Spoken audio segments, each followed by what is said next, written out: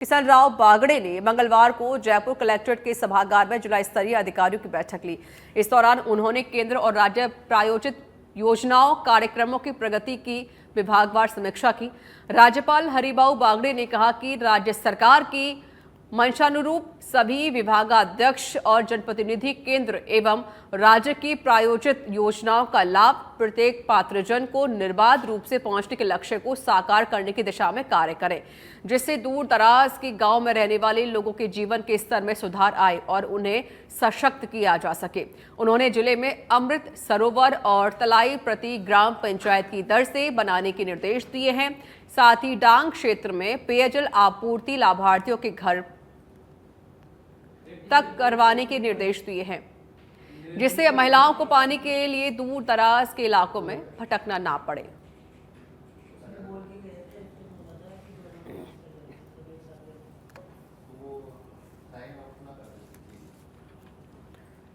राजस्थान विधानसभा अध्यक्ष वासुदेव देवनानी ने मंगलवार को उत्तर प्रदेश के गोवर्धन विधानसभा क्षेत्र के विधायक मेघश्याम सिंह से शिष्टाचार भेंट की। मेघश्याम सिंह ने अध्यक्ष देवनानी को पुष्पगुच्छ भेंट किए। इस दौरान उन्होंने वासुदेव देवनानी को उत्तर प्रदेश विधानसभा के बारे में जानकारी भी दी।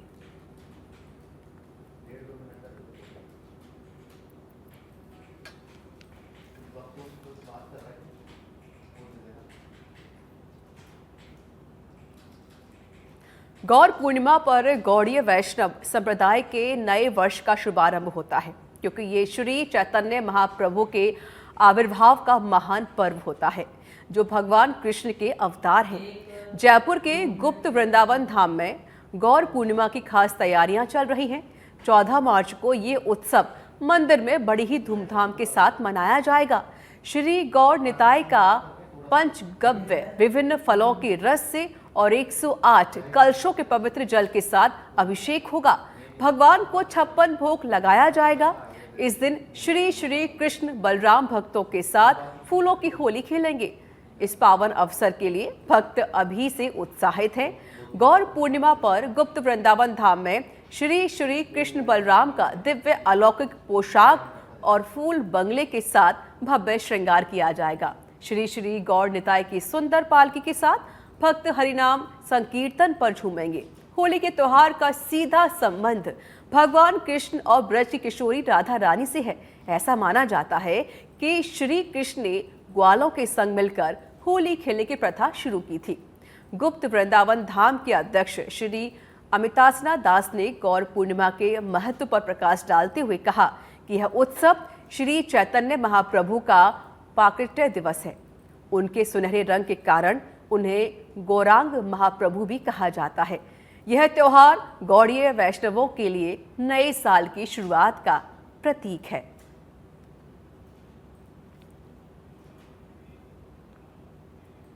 जालौर के जसवंतपुरा से खबर है। एपीओ हुए शिक्षक के बहाली का मामला है। ये तहसीलदार को ज्ञापन देने पहुंचे थे स्कूली छात्र।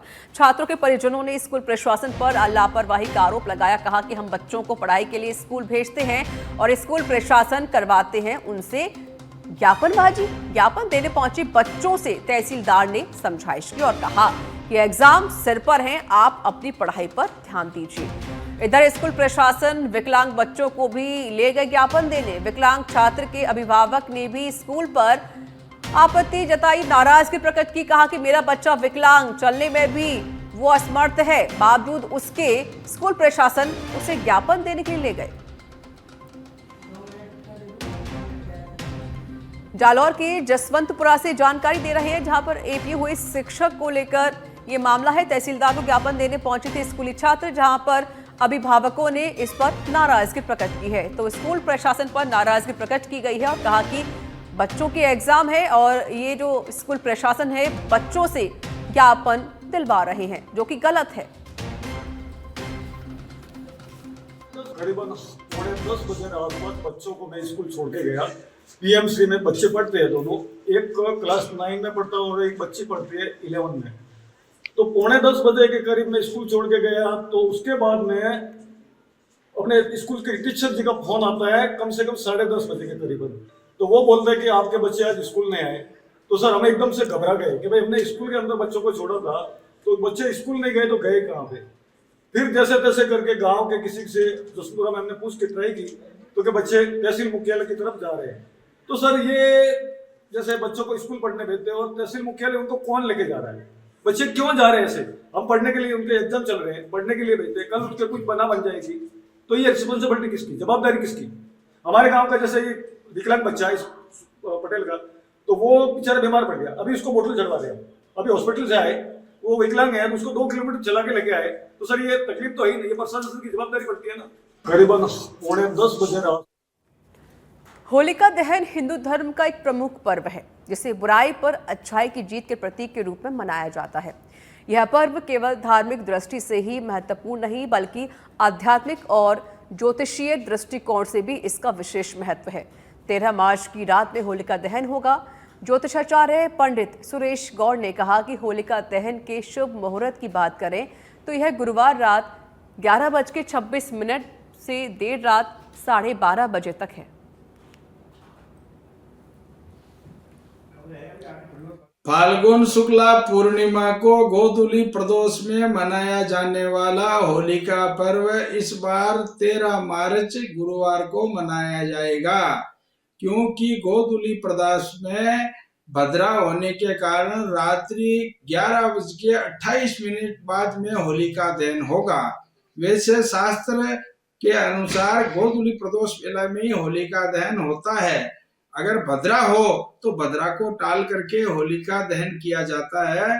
तो इस बार रात्रि 11:28 से लेकर के 12:06 के बीच में मध्य रात्रि में होलिका दहन प्रशस्त माना गया है। कोटपूतली जिले में निजी स्कूल संचालकों को पिछले 3 साल से आरटीई के तहत बकाया भुगतान नहीं किया गया है। इससे स्कूल संचालकों में नाराजगी है और उनकी आर्थिक स्थिति खराब हो रही है। इसको लेकर स्कूल शिक्षा परिवार संघ के पदाधिकारी और सदस्य कोटपूतली विधायक हंसराज पटेल के आवास पहुंचे। विधायक हंसराज पटेल के नहीं मिलने पर उन्होंने विधायक प्रतिनिधि को ज्ञापन सौंपा। ज्ञापन में बताया है कि सरकार के आदेशानुसार निजी स्कूल पात्र बच्चों को निःशुल्क पढ़ाई करवा रहे हैं। इसके बावजूद कई स्कूलों को 3 साल से आरटीई का भुगतान नहीं किया गया है। इससे संचालकों की आर्थिक स्थिति खराब हो रही है। साथ ही स्कूल प्रबंधन की ओर से बच्चों को पुस्तकें भी दे दी गई और अब सरकार उनका भुगतान अभिभावकों के खाते में डाल रही है। स्कूल में करेंगे वहाँ करेंगे आ जाओ। और कोटपूतली निजी प्राइवेट स्कूल एसोसिएशन का सचिव। तो सर आज आप यहाँ विधायक निवास पे आए हैं, क्या कारण है, पूरा विस्तार से बता दें। हमारा प्रमुख मांग है कि आरटीई के बच्चों का जो हम लोग स्कूल पढ़ा रहे हैं उनको समय से भुगतान किया जाए। विगत 2-3 वर्षों से कई स्कूलों को भुगतान नहीं हुआ, जिससे उनकी आर्थिक स्थिति चरमरा गई। दूसरा मांग है कि हमारी जो यूनिट कास्ट है, हर साल महंगाई भत्ता बढ़ रहा है, तो हमारी यूनिट कास्ट भी बढ़ाई जाए, समय से उसका पेमेंट किया जाए। तीसरी मांग है कि 202 रुपया प्रत्येक आरटीई के निःशुल्क बच्चों को सरकार देती है। तो हम लोग इस साल वो पैसे आज आप यहाँ ज्ञापन देने के लिए आए हैं, क्या कारण है और क्या क्या बात है, पूरा विस्तार में बता दें। प्राइवेट स्कूलों के साथ में बहुत बड़ा अन्याय होने जा रहा है गवर्नमेंट की तरफ से, क्योंकि गवर्नमेंट के स्कूल वालों ने सभी ने बच्चों को बुक्स दे दी और उसका पैसा अभिभावक के खाते में डाला जा रहा है, जो एक दूसरे को लड़ाने की नौबत आ रही है, स्कूलों को बंद करने की नौबत आ रही है। अभिभावक और स्कूलों को एक दूसरे को लड़ाना चाह रही है। केकड़ी की बनास नदी में नाव पलटने से 5 दोस्त बह गए। इनमें से 2 लड़के सुरक्षित बाहर निकाल गए हैं। वहीं पर लापता 3 युवकों के शव को एसडीआरएफ की टीम ने बाहर निकाला है। घटना के बाद पूरे ग्राम नापाखेड़ा में शोक की लहर है।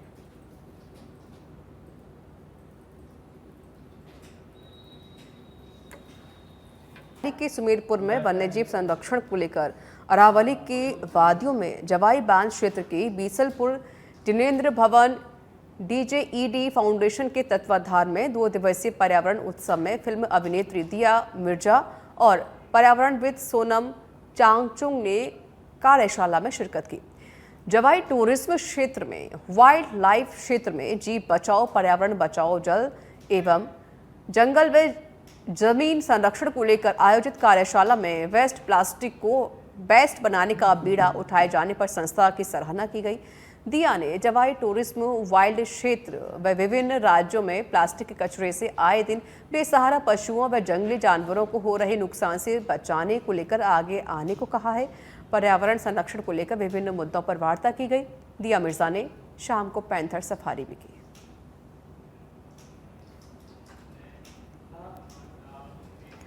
खाटू श्याम जी के लक्खी मेले का आज समापन हो गया है। मेले के दौरान आने वाले भक्त इस बार प्रशासन की व्यवस्थाओं से काफी खुश नजर आए। भक्तों का कहना था कि अच्छी व्यवस्थाओं के चलते कोई परेशानी नहीं हुई और बाबा श्याम के दर्शन कर जीवन धन्य हो गया।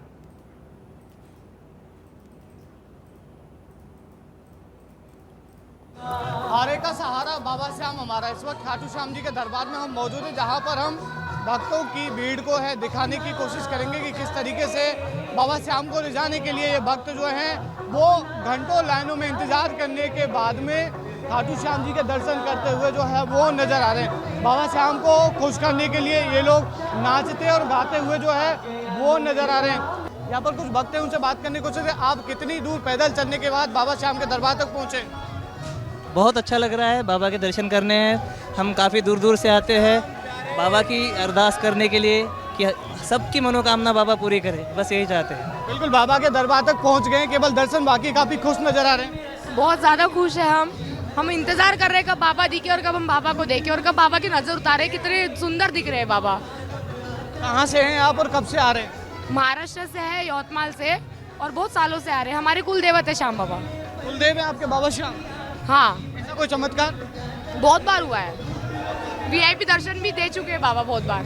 VIP दर्शन भी दे चुके। देखिए कुछ और भक्त हैं। 20 साल से आप 20 साल से अपने बच्चों को लेके आए? बच्चे भी आए हैं, बड़े भी हैं, छोटे भी हैं, सभी हैं सर। मनोकामना पूरी हुई है? जी जी जी, तभी तो आते हैं। क्या क्या कहना चाहोगे भक्तों को? यही कहना चाहेंगे जो भी आए भाई बाबा श्याम का है, हर इच्छा पूरी करता है बाबा श्याम। तो बाबा श्याम के दरबार में जो भी आता है उसकी हर इच्छा पूरी होती है और इसीलिए हारे का सहारा बाबा श्याम हमारा जो है वो कहा जाता है। लकी मेले में जो भी आता है बाबा श्याम के दरबार में, जो भी जो है मुराद मांगता है, जो भी दिल से साफ दिल से जो है इच्छा मांगता है, उसकी जो है मनोकामना बाबा श्याम पूरी करते हैं। इसीलिए यही कारण है कि बाबा श्याम का दरबार जो है वो पूरी तरीके से भक्तों से जो है वो भरा हुआ है। और अगर हम बात करें लक्की मेले की तो कई लाख यानी कि 15 लाख से अधिक श्रद्धालु जो है वो यहाँ पर दर्शन कर चुके हैं। और अगर हम बात करें तो इसी तरीके से ये तो एक मेले का नज़ारा है, इसी तरीके से तमाम जो नॉर्मल दिन है उनमें भी भक्तों की संख्या जो है, भक्तों की भीड़ जो है वो लगी रहती है। भिवाड़ी की आबकारी टीम ने खुशखेड़ा थाना क्षेत्र के शाहपुर गांव में बड़ी कार्रवाई की। टीम ने 3 अवैध शराब भट्टियों को तोड़ा और 12,000 लीटर वॉश को नष्ट किया। आबकारी विभाग ने ग्रामीणों की शिकायत पर यह कार्रवाई की। उन्होंने पोस्टल के माध्यम से प्रशासन को बताया कि क्षेत्र में हथकढ़ शराब का जाल फैल रहा है। खुलेआम शराब बनाने और बेचने से स्कूली बच्चों और गांव वालों को परेशानी हो रही है। इस दौरान कार्रवाई के समय शराब माफिया ने टीम के द्वारा की गई कार्रवाई का विरोध किया, लेकिन टीम ने अपना काम जारी रखा। आबकारी विभाग की टीम ने जब मौके पर पुलिस बुलाकर कार्रवाई की तो आरोपी मौके से फरार हो गया।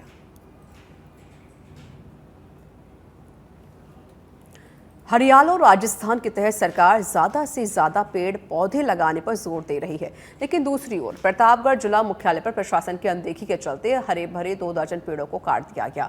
दरअसल प्रतापगढ़ से 0 माइल जाने वाले मुख्य मार्ग पर समाज कल्याण विभाग के एक छात्रावास के परिसर में पेड़ काटने का मामला सामने आया। इस छात्रावास को विभाग द्वारा जर्जर घोषित कर दिया गया था, जिसको गिरने की कार्रवाई की जा रही थी। इसी दौरान इस परिसर में लगभग 2 दर्जन के आसपास हरे पेड़ों को काट दिया गया। के तहत सरकार कई प्रकार के जतन कर रही है, लेकिन इसका यहाँ पर प्रतापगढ़ में एक प्रकार से देखा जाए तो नजरअंदाज किया जा रहा है।